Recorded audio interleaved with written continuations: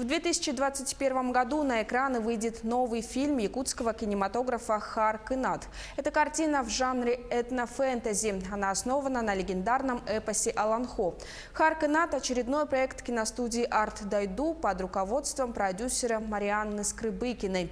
Автор сценария Прокопий Бурцев. Создатели фильма рассказали, что будет много захватывающих сцен с использованием компьютерной графики. Побывала на съемочной площадке наш корреспондент. С подробностями о фильме и его бэкстейдже расскажет Сарглана Захарова. Мотор, тихо. Съемочная бригада спешит отснять сцену. На счету каждая минута. Суровая северная природа и короткий световой день диктуют свои условия. Давайте быстрее, у нас свет уходит, у нас осталось полчаса. Съемки ведут при естественном свете. Надо успеть, пока не начало темнеть. Амбициозные достаточно задачи максимально использовать натуральный свет. То есть мы даже когда снимаем с костром, вот у нас есть прекрасные осветители, прекрасные ребята, которые за этим следят, да, вот. Мы всякими хитростями, но стараемся снимать максимально натурально.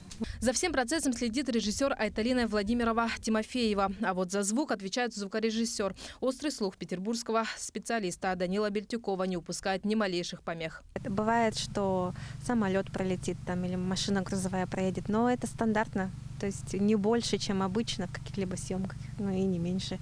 Снимают одну из финальных сцен. Главный герой Харк и Нат идет со своим другом, девушкой-воином Сусар. В роли богатыря артист Сахатеатра Прокопий Данилов. А вот его спутницу играет молодая монгольская актриса Балжиням Арюнхишик. Мне нравится тем, что она очень сильная. Не только физически, а здесь и здесь.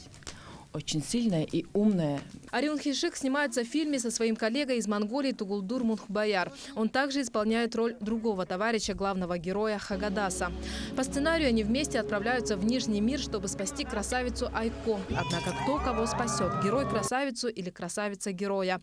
Автор сценария Прокопий Бурцев. Якутская публика его знает по работе над картиной «Ферум», которая вышла на экраны в 2016 году. Примерно в это же время был написан сценарий для «Харк и Нат», но попался он в руки продюсера Марианны Скрыбыкиной только в конце прошлого года. Жанр фэнтези меня давно очень сильно интересовал.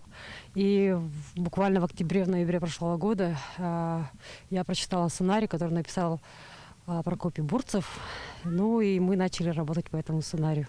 И в августе начались съемки. Проходили они на леднике Булус в Хангаласском улусе. Сейчас осенне-зимний сезон. Недалеко от Якутска. Прямо над долиной Туймады на сопке Чачур-Мыран. Несмотря на то, что приступили уже к финальным сценам, это далеко не конец съемочного процесса. Снимают не по очередности, а в разнобой, в зависимости от фона и времени года. Есть другая интересная очень особенность, к которой мы и хотели прийти ближе к финалу фильма, да, это такая монохромность. То есть нету ни зеленой травы, ничего желтого, все такое максимально серое и практически черно-белое. Специально для съемок возвели целую деревню. Порядка 10 построек, ураса разных размеров, максимально приближенных к реальным жилищам якутов XIII века. Мы находимся в поселении Байтахана. Это жилище якутов XIII века. Построили его по консультации этнографов, историков, археологов. Конечно, изучали очень затошно, подходили под руководством нашего художника-постановщика Екатерины Ефимовны Шапошниковой. Все вот это вот и создали ребята. Декорации выполняют еще и практическую роль. Съемочный день начинается в 5 утра. На улице уже довольно-таки холодно. И, естественно, проводить долгое время на свежем воздухе уже не так комфортно. И в такие вот короткие перерывы между съемками отдельных сцен все, кто находится на съемочной бригаде, имеют возможность зайти сюда и погреться у открытого огня.